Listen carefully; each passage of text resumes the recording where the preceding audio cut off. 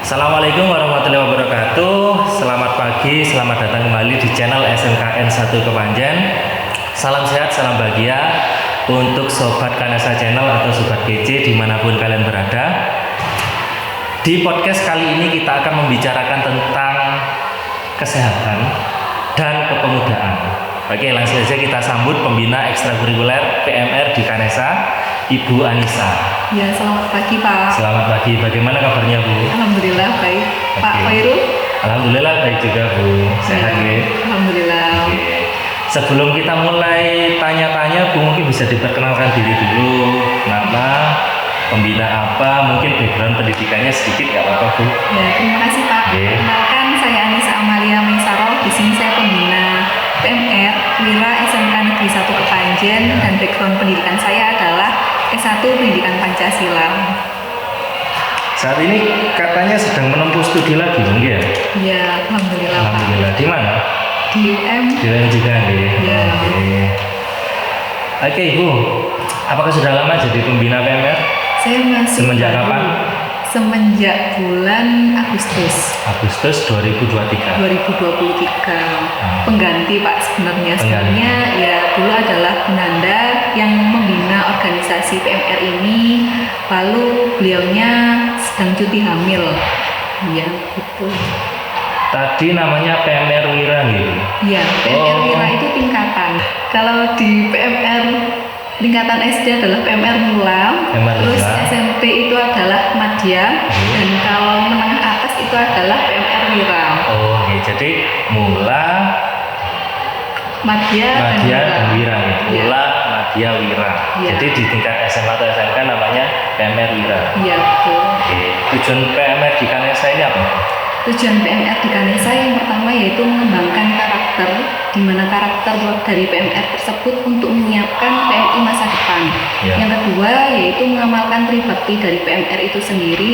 Untuk yang ketiga yaitu adalah mengajak siswa dan siswi di Kanesa untuk bergabung dalam organisasi PMR sehingga sadar akan pentingnya kesehatan, terutama dalam lingkup dirinya sendiri. Oh, iya. Jadi pada umumnya untuk mempersiapkan anak-anak terjun menjadi PMI gitu kan?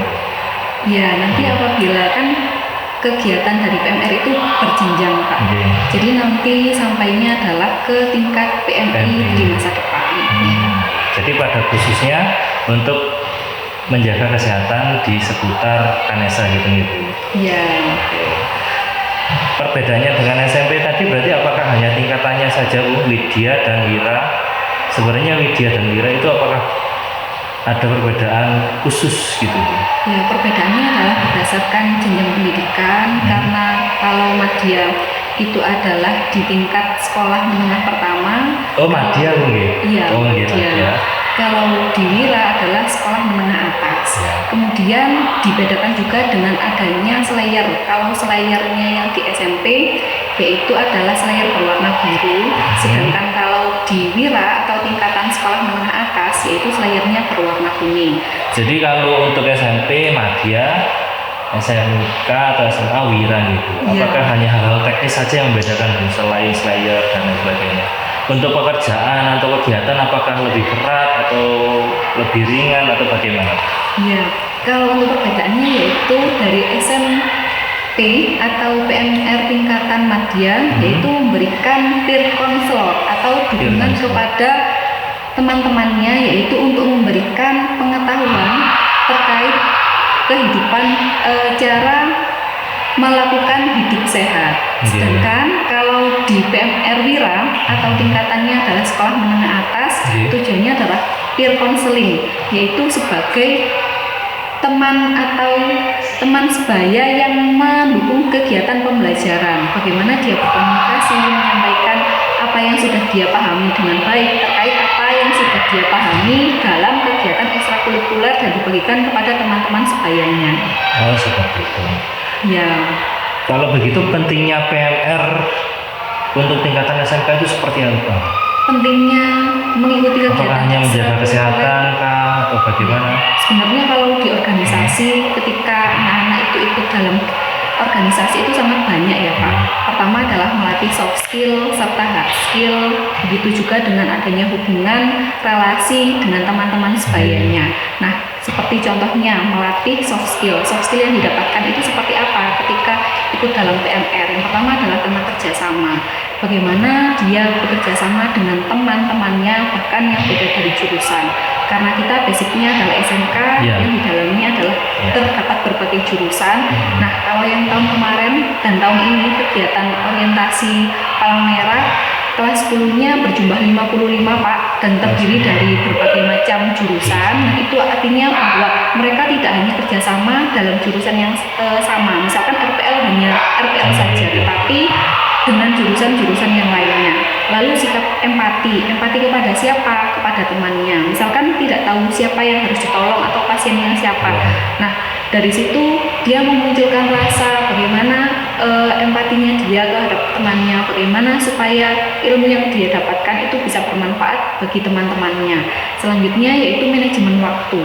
Karena di sini dalam pelaksanaan PMR sendiri tugas jaganya adalah dilakukan yang pertama adalah ketika pagi yaitu membuka pintu UKS, kemudian dilakukan istirahat sesi pertama dan sesi kedua, dan selanjutnya adalah di jam terakhir ketika dia pulang adalah menutup kembali dan memastikan bagaimana kondisi PMR atau UKS-nya itu benar-benar sudah bersih dan bisa ditinggalkan begitu.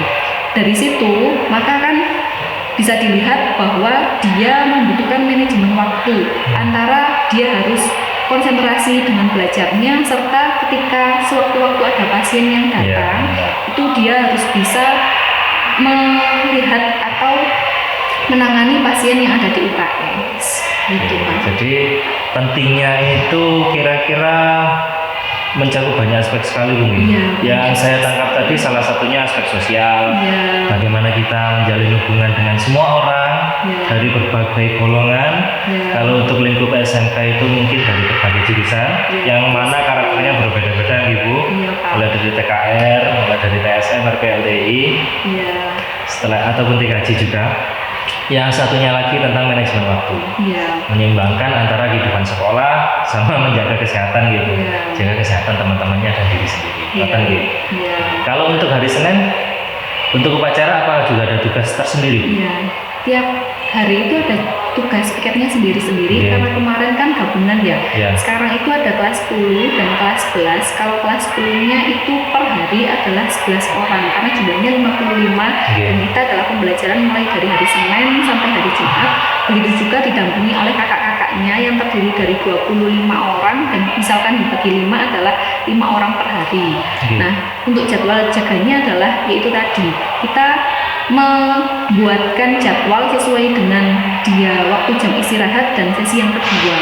Itu bisa didiskusikan di grup. Kalau misalkan siswa yang lainnya berhalangan maka akan digantikan dengan temannya.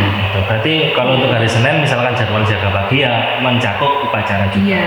Menjaga upacara. Kan soalnya kalau upacara terkena matahari, anak-anak yang belum makan banyak yang pingsan. Pingsan. Selanjutnya waktu pelaksanaan rutinnya ini kapan Bu untuk ekstra PMR? Ekstrakurikuler PMR dilakukan pada hari Sabtu mulai pukul setengah 10 sampai jam 12. Mulai pukul setengah 10 sampai jam 12. Lantas kegiatan dan aktivitasnya seperti apa pada hari Sabtu tersebut? Untuk hari Sabtu biasanya kan disesuaikan sama silabus. Jadi sebelum kegiatan itu ada silabusnya juga Pak. Untuk kegiatannya itu berdasarkan hasil silabus yang sudah disusun dari fasilitator bersama pembina. Nanti dilaksanakan sesuai dengan jadwal yang sudah disusun. Yang pertama kan biasanya adalah kegiatan penyampaian materi pertolongan pertama itu seperti apa, cara membawa tandu, cara memindahkan pasien dan yang lainnya. Seperti itu banyak sekali ya Bu aktivitasnya ya. Lantas ini mungkin agak terulang kembali pertanyaannya Bu. Mungkin bisa dijelaskan kembali lebih rinci atau lebih jelas outputnya PMR terhadap siswa dan siswi. Mungkin apa saja Bu tadi Bu? Outputnya adalah yang pertama soft skill tadi yang terkait Contohnya adalah ketika siswa dihadapkan dengan organisasi ini, dia harus bisa mempunyai skill cara berkomunikasi yang baik. Ketika kemarin ya ada kegiatan proses pemilihan ketua kelas, ketua PMR ataupun menjelaskan tugas-tugas PMR kepada adik kelasnya, maka yang kelas 11 adalah belajar tentang cara berkomunikasi yang baik, cara menjelaskan kepada adik-adik tingkatnya bagaimana itu jadwal piket, bagaimana itu mengelola UKS dengan baik, bagaimana cara memberikan obat yang baik, bagaimana cara berkomunikasi dengan pembina apabila ada pasien yang sakit dan dikonsultasikan kepada saya. Terus untuk hard skill-nya, yang pertama yaitu kan sudah diberikan sebuah pemahaman materi yang sudah diberikan oleh fasilitator dalam kegiatan ekstrakurikuler yang dilakukan hari Sabtu. Jadi hard skill yang didapatkan dari kegiatan ekstrakurikuler PMR yang pertama adalah tadi bisa memasang atau membawa tandu dan memindahkan siswa atau pasiennya itu ke UKS atau bednya, yang kemudian yaitu mengecek tekanan darah menggunakan tensi. Selanjutnya yaitu apabila ada siswa yang sesak nafas, nah siswa itu punya hard skill bisa dan memberikan oksigen kepada siswa yang sesak nafas tadi. Jadi perpaduan antara soft skill dan hard skill gitu. Soft skillnya mungkin berupa komunikasi, berupa manajemen waktu, berhubungan dengan sesama. Hard skillnya mungkin berupa memindahkan tandu, mengangkat tandu seperti itu gitu. Sama mengecek tekanan darah juga. Terus memberikan oksigen bagi siswa yang sesak nafas gitu. Jadi untuk yang terakhir, kira-kira pesan apa yang ingin Anda sampaikan kepada siswa-siswi SMKN 1 Kepanjen? Monggo. Ya, untuk seluruh siswa-siswi SMK Negeri 1 Kepanjen, apabila punya keluhan bisa segera ke UKS Kanesa. Di dalamnya nanti akan dilayani di sesi istirahat pertama dan kedua oleh tim PMR Kanesa. Closing statement dari saya bahwa kesehatan adalah aspek yang sangat berharga, maka itu jagalah pola makan, pola tidur, kesehatannya, jangan sampai terlalu stres. Terima kasih. Wassalamualaikum warahmatullahi wabarakatuh. Oke, itu tadi podcast kita dengan Bu Anissa selaku pembina PMR di Kanesa. Semoga podcast tadi membawa manfaat untuk kita semua. Sampai jumpa di podcast selanjutnya. Terima kasih. Wassalamualaikum warahmatullahi wabarakatuh. Waalaikumsalam warahmatullahi wabarakatuh.